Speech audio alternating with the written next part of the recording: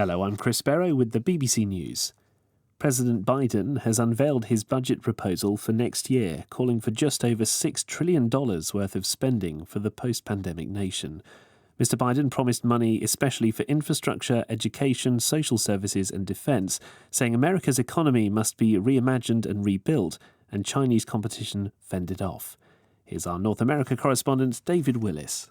President Biden is making clear that he has very ambitious goals as far as the American economy is concerned. This would represent the biggest federal spending program in this country since the end of the Second World War and herald a return to what some are calling the days of big government. Now, Republicans have condemned the measures outright. Their leader in the Senate, Mitch McConnell, said that this plan would lead to what he called Americans drowning in debt, deficit and inflation. Republicans in the US Senate have blocked a proposal to create a commission to investigate the violence at Washington's Capitol building on the 6th of January. Democrats had wanted the panel to advance inquiries into the deadly clashes that broke out on Capitol Hill after Donald Trump urged supporters to voice their anger at members of Congress as they certified Joe Biden's election victory. The president of Colombia, Iván Duque, has ordered the military to restore order in the city of Cali after 4 people were killed during anti-government demonstrations. The city, which is under curfew, has been the epicenter of a month of protests that have claimed dozens of lives. Our Americas editor, Candace Piet, reports. The demonstrations were initially in response to a proposed tax reform. Tens of thousands of people marched in Bogotá and in other major cities. From the start, there was a big police presence. Human rights groups reported there were some cases of live ammunition being used. By mid-May, there were dozens of deaths and the protests intensified. The demonstrators expanded their demands, calling for an overhaul of the country's education and health systems and the introduction of universal basic income. 2 weeks of talks with the government have stalled. Australia's National University in Canberra has offered to return thousands of blood samples taken from Indigenous people over many decades. The specimens collected from 35 Aboriginal communities have been held without their consent. Some Indigenous groups want to donate the samples to science, but others want them back for spiritual reasons.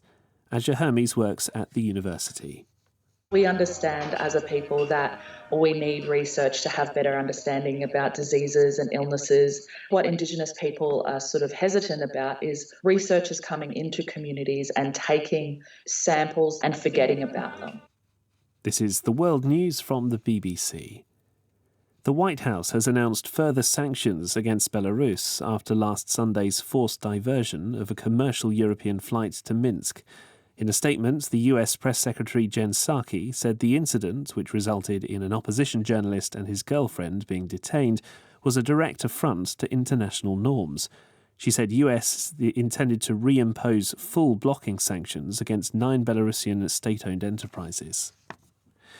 Mali's constitutional court has declared the military leader of Monday's coup, Colonel Assimi Goïta, the country's transitional president. Colonel Goïta had already proclaimed himself interim president on Wednesday, 2 days after seizing power in Mali's second coup in 9 months. Paddy Maguire reports. Colonel Goïta, the serving vice president in Mali's transitional government, led the coup in August last year, which overthrew the elected president Ibrahim Boubacar Keïta. Apparently unhappy that he wasn't consulted about a recent cabinet reshuffle, which saw 2 army officers sidelined, on Monday Goïta ordered the arrest of the transitional president and prime minister. They were released on Thursday after they resigned. The court's ruling now tasks Colonel Goïta with steering Mali back to civilian rule. The United Nations Security Council has voted overwhelmingly to renew an arms embargo imposed on South Sudan in 2018 for another year. The draft resolution says the Security Council is deeply concerned about continued fighting and human rights violations. Officials in California say a man who shot dead 9 fellow employees on Wednesday had amassed an arms stockpile inside his home, which included 22,000 rounds of ammunition. Police said they found 12 firearms and several petrol bombs at the property. Samuel Cassidy was carrying 3 semi-automatic handguns at the time of the attack, which ended when he shot himself. BBC News.